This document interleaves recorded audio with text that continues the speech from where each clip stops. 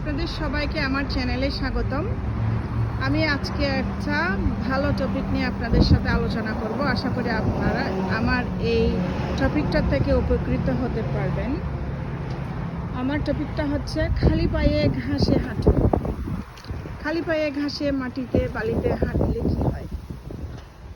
খালি পায়ে ঘাসে, মাটিতে কিংবা বালিতে হাঁটলে অনেক রোগ থেকে মুক্তি পাওয়া যায়। এটা হচ্ছে morning grounding verse evening grounding.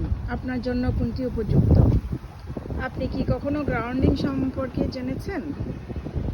এটি হলো ঘাস, মাটি, বালির উপর খালি পায়ে হাঁটা, যাহা আপনার শরীরকে পৃথিবীর প্রাকৃতিক শক্তির সাথে পুনরায় সংযুক্ত করে। শুনতে সহজ হলেও এর উপকারিতা কিন্তু অনেক বেশি। সকালের গ্রাউন্ডিং নিয়ে আমি বলতেছি।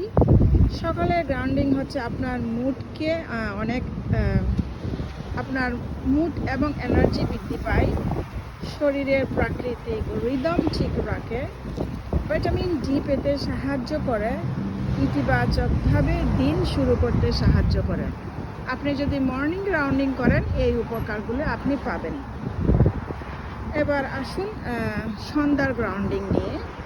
আপনি যদি সন্ধ্যায় গ্রাউন্ডিং করেন, আপনার স্ট্রেস ও দুশ্চিন্তা দূর করবে, স্নায়ুতন্ত্রকে শান্ত করবে, ঘুমানোর মান উন্নত করবে, সারাদিনের ক্লান্তি দূর করবে। প্রতিদিন 15 থেকে 20 মিনিট গ্রাউন্ডিং করুন। আপনি সকাল বা সন্ধ্যা যেটাই বেছে নেন না কেন, তা নির্ভর করে আপনার লক্ষ্য। শক্তি বৃদ্ধি করবে আপনি সব কিছুই পাবেন। শক্তি বৃদ্ধি করবে, আপনার শরীরে ভালো লাগবে, মন মেজাজ ভালো থাকবে।